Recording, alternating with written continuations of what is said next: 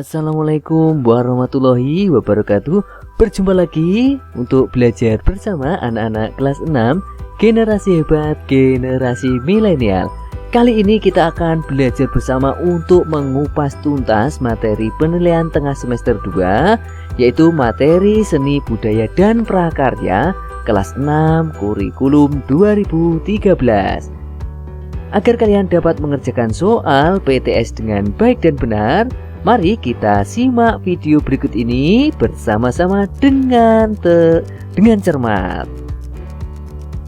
Tahukah kalian apa itu interval nada dan tangga nada?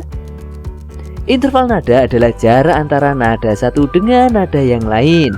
Interval harmonis adalah dua nada yang dibunyikan secara bersama. Sedangkan interval melodis adalah dua nada yang dibunyikan secara bergantian. Interval selalu dibatasi oleh dua nada, yaitu pentatonis dan diatonis. Tangga nada adalah susunan berjenjang nada-nada pokok pada suatu sistem nada. Tangga nada dibedakan menjadi dua, yaitu tangga nada diatonis mayor dan diatonis minor.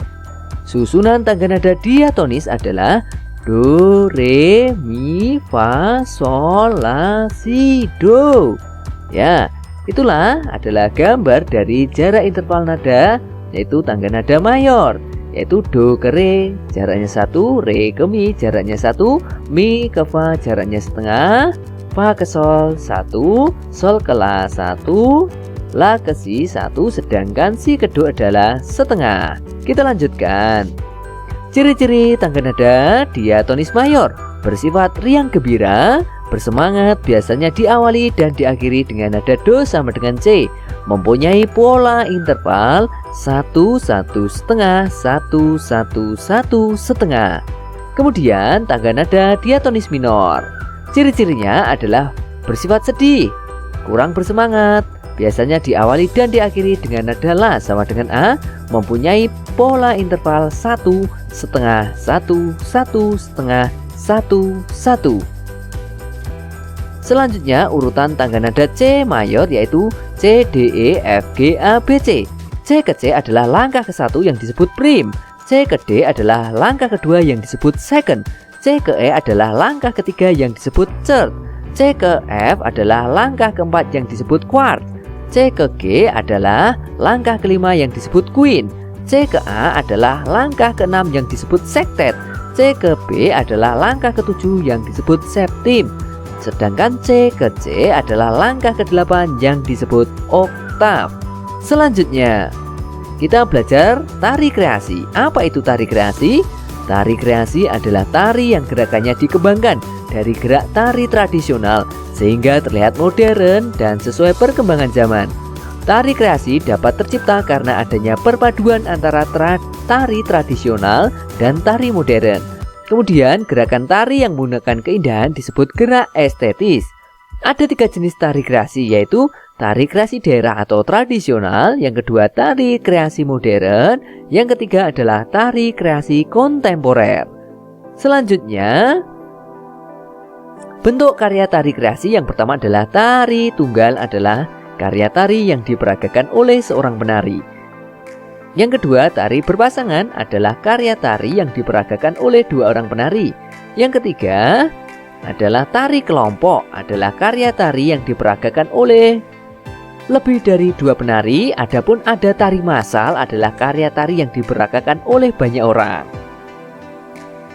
Contoh tari tunggal dari berbagai daerah, yaitu tari pendek dari Bali, tari kandakan dari Jawa Barat, tari kelana topeng dari Yogyakarta, tari remo dari Jawa Timur, kemudian ada tari jaipong dari Jawa Barat. Selanjutnya kita belajar mengenai reklame. Apa itu reklame? Reklame adalah suatu karya seni rupa yang bertujuan untuk menginformasikan, mengajak, menganjurkan, atau menawarkan produk, barang, atau jasa kepada konsumen. Reklame sering juga disebut media periklanan dengan ukuran yang besar, berisikan ilustrasi dan kata-kata yang menarik dengan tujuan menawarkan barang dan jasa. Reklame dibuat menarik agar orang yang melihat ingin mengetahui informasi yang disampaikan, tertarik dengan ajakan yang disampaikan, dan ingin memiliki, menggunakan, atau membeli barang yang ditawarkan. Kalimat dalam reklame sebaiknya singkat, padat, dan jelas. Nah, itulah tadi adalah alasan mengapa reklame dibuat menarik, yaitu agar orang yang melihat ingin mengetahui informasi yang disampaikan, kemudian tertarik dengan ajakan yang disampaikan. Nah, itulah tadi, yaitu tentang reklame. Selanjutnya, yaitu ayo belajar. Poster adalah plakat atau kata-kata dan gambar yang dibuat di atas kertas, berukuran besar atau kecil, dan biasanya dipajang di tempat umum. Poster hampir sama dengan iklan, yakni pemberitahuan suatu ide, hal baru, atau hal penting kepada masyarakat. Berikut ciri-ciri poster. Poster berisi gambar dan tulisan dengan tema tertentu. Tulisan pada poster hemat kata tapi padat makna. Kalimat dan gambar pada poster bersifat persuasif. Poster dibuat dengan perpaduan warna yang kuat dan kontras. Unsur-unsur yang harus diperhatikan dalam pembuatan poster, yaitu judul. Judul harus singkat, padat, jelas, dan mencakup keseluruhan isi poster. Kemudian informasi atau isi poster berisi penjelasan tentang poster. Isi poster sebaiknya dibuat dalam bentuk poin-poin sehingga efektif dan efisien. Yang ketiga, gambar. Gambar poster dibuat lebih menarik. Selain itu juga memperjelas isi poster. Yang keempat, sumber. Informasi dan gambar yang digunakan dalam pembuatan poster dapat berasal dari berbagai sumber. Kemudian langkah-langkah membuat poster. Yang pertama, siapkan alat dan bahan yang dibutuhkan. Yang kedua, buatlah sketsa gambar yang akan disajikan. Yang ketiga, sempurnakanlah sketsa gambar dengan menebalkan garis menggunakan spidol atau krayon. Yang keempat, tuliskan isi pesan pada tempat yang telah disediakan dalam gambar. Kemudian warnai gambar poster sehingga tampak menarik. Nah, itulah tadi tentang reklame dan poster. Kita lanjutkan karya seni patung.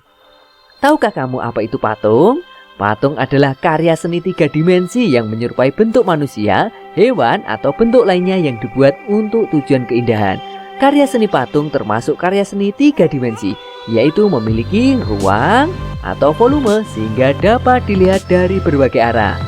Kemudian sesuai perwujudannya, patung dapat dibuat dari berbagai macam bahan, alat, dan teknik. Bahan yang digunakan untuk membuat patung antara lain bahan lunak misalnya plastisin, tanah liat, dan sabun. Bahan sedang misalnya kayu aru, kayu sengon, kayu randu, dan kayu mahoni. Kemudian bahan keras misalnya berupa kayu keras yaitu kayu jati atau batu-batuan. Alat yang digunakan untuk membuat patung antara lain butsir, pahat, palu, cetakan, dan lain-lain. Teknik yang biasa digunakan untuk membuat patung adalah teknik pahat, cetak, cor, dan butsir. Penampilan karya patung yang hanya menampilkan kepingan badan, dada, pinggang, dan panggul disebut torso. Patung yang berasal dari bahan lunak misalnya plastisin dan tanah liat dapat dibuat dengan teknik membutsir. Sedangkan pada bahan yang bersifat keras menggunakan teknik memahat. Teknik pembuatan patung yang berasal dari bahan logam seperti emas, perak, dan tembaga biasanya menggunakan teknik cor.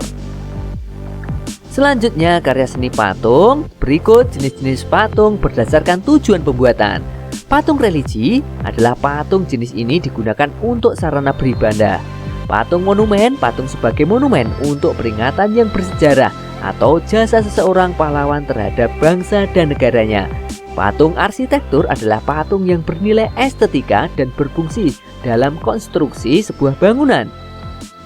Patung kerajinan adalah patung yang digunakan untuk tujuan konsumerisme. Kemudian patung seni adalah karya seni murni yang digunakan untuk dinikmati keindahan bentuknya. Kemudian patung dekorasi adalah patung yang digunakan untuk menghias bangunan atau taman. Nah, itulah tadi adalah materi-materi penilaian tengah semester ya. Tetap semangat belajar dan simak video dengan baik agar kalian dapat mengerjakan soal-soal tengah semester dengan baik dan benar. Terima kasih. Wassalamualaikum warahmatullahi wabarakatuh.